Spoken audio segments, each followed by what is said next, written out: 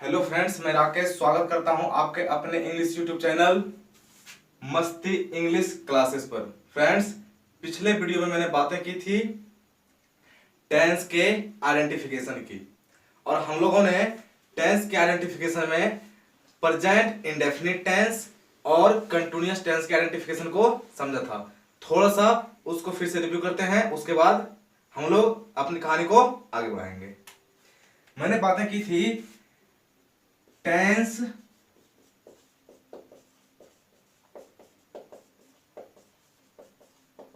Identification की, और हमने जाना था कि टेंस आइडेंटिफिकेशन में मैं कैसे फाइंड करता हूं कि ये प्रेजेंट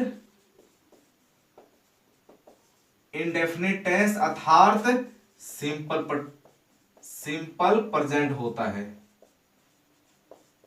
तथा हमने बातें की थी कि मैं कैसे फाइंड करता हूं कि ये प्रेजेंट कॉन्टिन्यूअस टेंस होता है। मैंने ये बातें पिछले वीडियो में करी थी कि प्रेजेंट इंडेफिनिट को मैं कैसे फाइंड कर सकूं, कैसे मैं उसको पहचान सकूं कि वो कोई सेंटेंस जो दी हुई हो वो प्रेजेंट इंडेफिनिट में होती है, और मैं कैसे पहचान सकूं यदि कोई सेंटेंस दी हुई है तो वो प्रेजेंट कंटिन्यूअस में कैसे होती है। अब हम लोग बातें स्टेप 4 की करते हैं।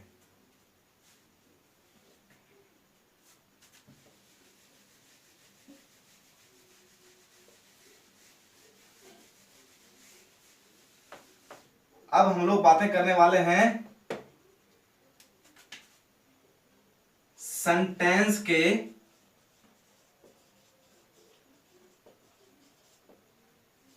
मीनिंग की, कि यदि कोई सेंटेंस हमारे पास दी रहती है तो उसकी मीनिंग कैसे होती है। अर्थात मैंने जो बातें की प्रेजेंट इंडेफिनिट की और प्रेजेंट कंटिन्यूअस की, अब हम लोग उसके मीनिंग के बारे में जानने की कोशिश करते हैं।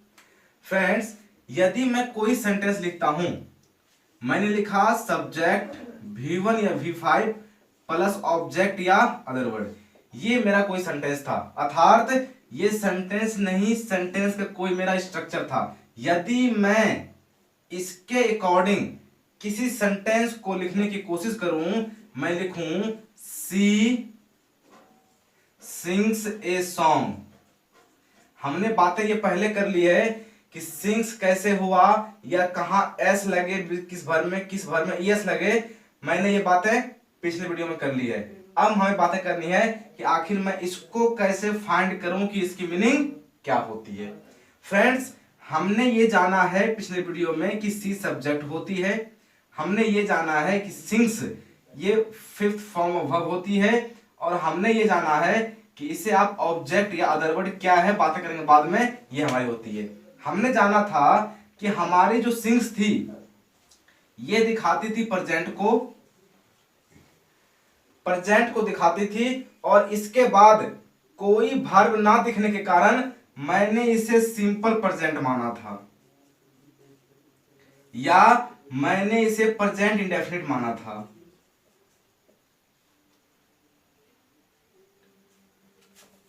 इंडेफिनिट माना था। अब ये अपनी मीनिंग किस प्रकार देती है उसकी बातें करते हैं। मैंने बोला सी सिंग्स ए सॉन्ग। अब इस सेंटेंस में हमें ये नहीं दिख रही कि ये जो सिंग्स है ये प्रेजेंट में तो दिखाई दे रही है, लेकिन क्या ये कंटिन्यू हो रही है? मैंने देखा नहीं हो रही, क्योंकि कंटिन्यू होती तो ये V4 होती, अपने बाद हेल्पिंग वर्ब, अपने पहले हेल्पिंग वर्ब लेती। यदि ये परफेक्ट होती तो ये वर्ब 3 होती, अर्थात थर्ड फॉर्म ऑफ वर्ब होती, लेकिन हमने देखा कि ये फिफ्थ फॉर्म ऑफ वर्ब है, अर्थात मैं ये नहीं फाइंड कर पा रहा हूं कि ये हमारी सेंटेंस जो है ये कंटिन्यू है या परफेक्ट है या परफेक्ट कंटिन्यू है। इस प्रकार मैं कह सकता हूं ये सेंटेंस हमारी इंडेफिनिट होगी। यदि ये इंडेफिनिट है तो इसकी मीनिंग क्या हो सकती है? यदि मैं बोलूं कि वह गीत गाती है, मैंने बोला वह गीत गाती है, अर्थात मैं इसमें श्योर नहीं हूं कि वह गीत गा रही है, वह गीत गा चुकी है, वह कुछ गीत गाई है, कुछ गीत गा रही है। इस प्रकार मैं इसमें कंफर्म नहीं हो पा रहा कि इस सेंटेंस का अर्थ, यदि मैं बातें करूं सी सिंग्स ए सॉन्ग की, तो ना ये दिखाती है कंटिन्यू, ना दिखाती है परफेक्ट, ना दिखाती है परफेक्ट कंटिन्यूअस। इस प्रकार मैं कह सकता हूं कि जिस प्रकार इस सेंटेंस की मीनिंग वह गीत गाती है प्रेजेंट इंडेफिनिट रखती है, हमें डिफिनिट नहीं पता कि वह गीत गाती है, हो सकता है वो रोज को गीत गाती हो सकता है वो एक दिन के बाद एक दिन गीत गाती हो। इस प्रकार मैं कंफर्म नहीं हो पाता हूं कि वह एक्शन कब हो रहा है। यदि मैं कंफर्म नहीं हो पा रहा हूं वह एक्शन हो रहा है या हो चुका है या कुछ हुआ कुछ हो रहा है, तो मैं इस प्रकार के सेंटेंस की मीनिंग जहां V1 या V5 दिखती है, हम लोग ता ते ती निकालते हैं। अर्थात मैं कह सकता हूं सी सिंग्स ए सॉन्ग, इसकी मीनिंग हुई वह गीत गाती है। अब इसके आगे हम लोग एक और सेंटेंस लेते हैं, उसके बाद उसकी मीनिंग को समझने की कोशिश करते हैं।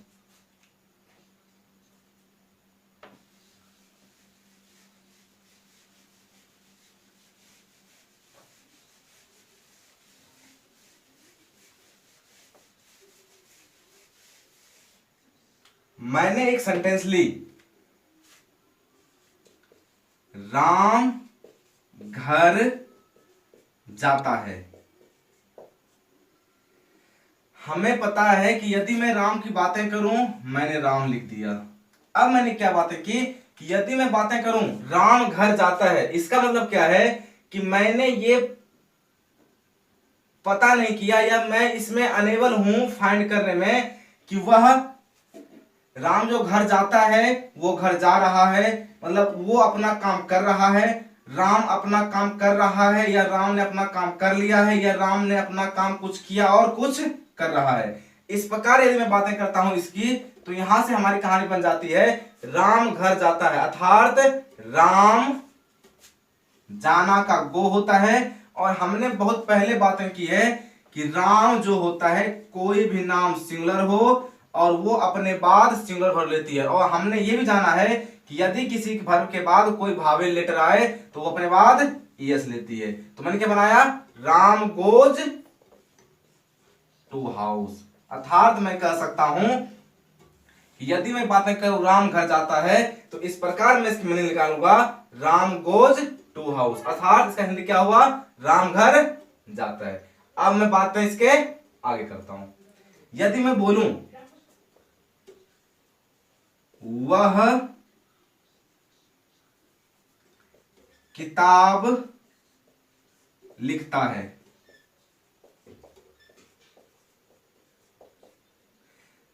मैंने बोला वह किताब लिखता है, अर्थात हमें पता है वह को मैं ही लिखता हूं, अर्थात ही का अर्थ हुआ होता है, मैंने लिखा, लिखना का होता है राइट। और हमने क्या जाना, यदि मैं बातें करूं ही की, तो ही सिंगुलर है, और इस सिंगुलर के चलते मैंने जो अपनी वर्ब ली थी वो प्लूरल थी, लेकिन अब हमें इस सब्जेक्ट के चलते हमें वर्ब को भी सिंगुलर करनी पड़ेगी।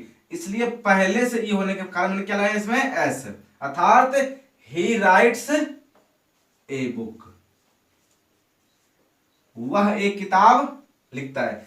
इस प्रकार यदि मैं किसी सेंटेंस की बातें करूं जिस सेंटेंस में हमें ता दिख जाए, ती दिख जाए और उसका अंत हो ता है ती है से, तो हम लोग उसे कह सकते हैं कि वो वर्क इंडेफिनिट होती है। क्यों? क्योंकि हम लोग उसमें श्योर नहीं होते कि वो हो रही है या हो चुकी है या होगी, या कुछ हुई और कुछ हो रही है। तो इस प्रकार के सेंटेंस को हम लोग प्रेजेंट इंडेफिनिट के नाम से जानते हैं, और उसे ट्रांसलेट के रूप में इस प्रकार करते हैं, वह किताब लिखता है, ही राइट्स ए बुक। अब एक एग्जांपल और इसका हम लोग लेते हैं।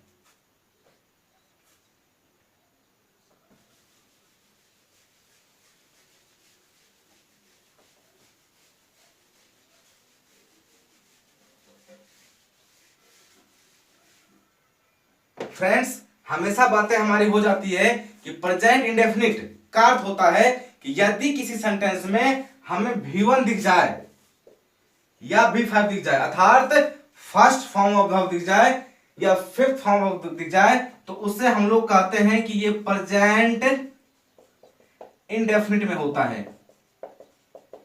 और हमने अब ये ज्ञात किया कि इसे हम लोग क्यों कहते हैं कि ये प्रेजेंट इंडेफिनिट में होता है। इसे हम लोग इसलिए प्रेजेंट इंडेफिनिट में कहते हैं कि V1 और V5 के कारण ये प्रेजेंट होती है और इसके बाद हमें कोई एक्शन नहीं दिखती, तो मैं क्या बोला उसे, प्रेजेंट इंडेफिनिट। और प्रेजेंट इंडेफिनिट की मीनिंग की बातें करूं, यदि हमारे पास कोई ऐसी सेंटेंस मिल जाए जो अपने बाद ता है, ती है, ते है लेती है, तो वो हमारी प्रेजेंट इंडेफिनिट में कहला जाती है। क्यों?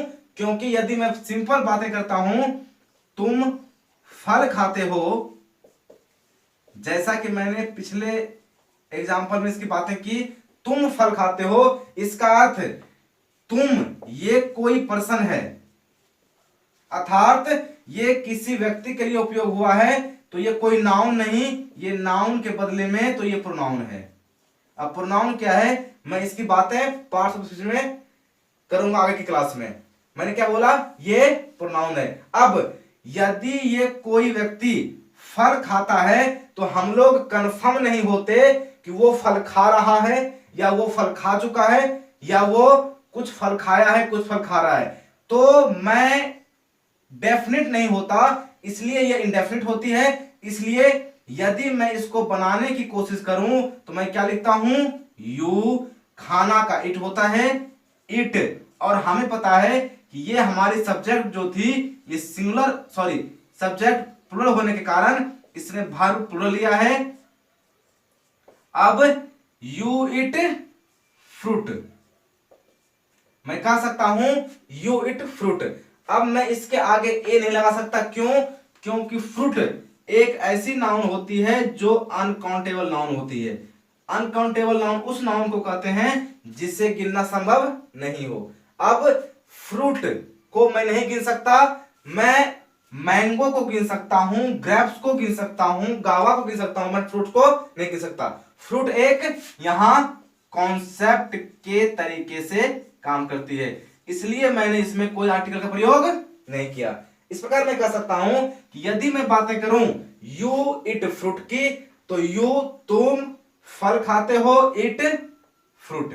इस प्रकार हम लोग प्रेजेंट इंडेफिनिट के ट्रांसलेशन को करने की कोशिश करते हैं।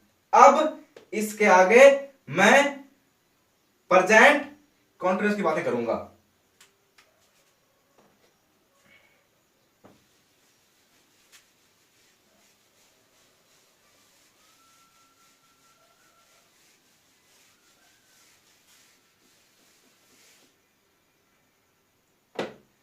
यदि मैं प्रेजेंट कॉन्टिन्यूअस के मीनिंग को समझने की कोशिश करता हूं तो हम लोग क्या देखते हैं कि यदि मैं बातें करूं you are going to Patna, हमें ये पता है यू काम कर रही है सब्जेक्ट का, और हमें पता है इस यू प्लुरल होने के कारण इसने अपने बाद हेल्पिंग वर्ब भी प्लुरल लिया है, और हमें पता है कि कंटिन्यू दिखाने के लिए हमें V4 की आवश्यकता होती है, जो मैंने बातें कल की थी। अब ये हमारी प्रीपोजिशन होती है, ये हमारी नाउन होती है। बातें करेंगे, यदि मैं बातें करूं you are going to Patna की, तो हमें पता है यू जो कोई भी व्यक्ति है वो क्या कर रहा है, वो अपना काम कंटिन्यू कर रहा है। अर्थात मैं कह सकता हूं you are going to Patna को यू का अर्थ मैंने बोला तुम होता है। अब ये तुम क्या काम कर रहा है, तुम जो भी काम कर रहा है, ये यू जो भी काम कर रहा है वो काम कंटिन्यू कर रहा है। अर्थात हमें पता है यदि मैं कंटिन्यू बोलने की कोशिश करूं तो मैं उसको बोलूंगा तुम ये कर रहे हो, तुम वहां जा रहे हो। अर्थात मैं कह सकता हूं इसका अर्थ कंटिन्यू होने के कारण मैं कह सकता हूं तुम पटना जा रहे हो। और हमने ये जाना है कि जिसका जैसा नाम होता है उसका वैसा काम होता है। तो मैंने क्या बात है कि जैसे ये बिफोर कंटिन्यू थी तो इसने अपने सेंटेंस की मीनिंग कंटिन्यू दी। इस प्रकार हम लोग कह सकते हैं कि यदि हमें किसी भी सेंटेंस में is, am, are plus before object other word दिख जाए तो वो सेंटेंस हमारी ऐसी मीनिंग देती है जो मीनिंग कंटिन्यू दिखाती है। अर्थात तुम घर जा रहे हो, तुम यह कर रहे हो, तुम काम कर रहे हो, तुम क्रिकेट खेल रहे हो, अर्थात ऐसी मीनिंग जो रहा है, रही है से संबंध रखता हो। अब इसके आगे मैं एक सेंटेंस की और बातें करूंगा।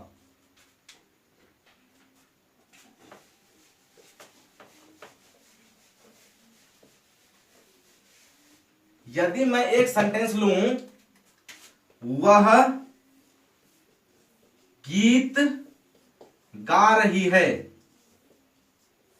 स्त्रीलिंग के बाद मैंने सी को लिया और हमें पता है सी होता है सिंगुलर सब्जेक्ट, इसलिए मैंने वर्ब क्या लिया, सिंगुलर, सी इज। अब हमें पता है रहा है, रही है, अब दिखाएगी V4 तो मैंने क्या लिया, सिंग। मैंने क्या लगाया इसमें, सिंगिंग ए सॉन्ग। अर्थात मैं इस प्रकार कह सकता हूं हमारी कोई ऐसी सेंटेंस जो प्रेजेंट कॉन्टिन्यूअस को फॉलो करती हो वो अपनी मीनिंग रहा है, रही है रखेगी। और उसके ट्रांसलेशन की बातें करूं, यदि मैं उसको ट्रांसलेट करने की बातें करूं तो वो अपने बाद सब्जेक्ट होगी, वो इज या एम या आर लेगी, उसके बाद V4, उसका ऑब्जेक्ट या अदर वर्ड डालने की कोशिश करूंगा। इस प्रकार मैं प्रेजेंट कॉन्टिन्यूअस के ट्रांसलेशन को बनाने की कोशिश करता हूं और इस प्रकार इसकी ट्रांसलेशन होती है। सो आई होप ये आपको वीडियो पसंद आई होगी और मुझे उम्मीद है हमारी पिछली वीडियो भी आपको पसंद आई होगी और ये पसंद आएगी। यदि हमारी ये वीडियो आपको पसंद आए तो आप मेरे चैनल, आपके चैनल मस्ती इंग्लिश क्लासेस को सब्सक्राइब करना नहीं भूलेंगे और इसे शेयर करना भी नहीं भूलेंगे। इसके बाद हम लोग इसके आगे की कहानी को अगली क्लास में करने की कोशिश करेंगे। तब तक के लिए नमस्कार, बाय बाय, जय हिंद।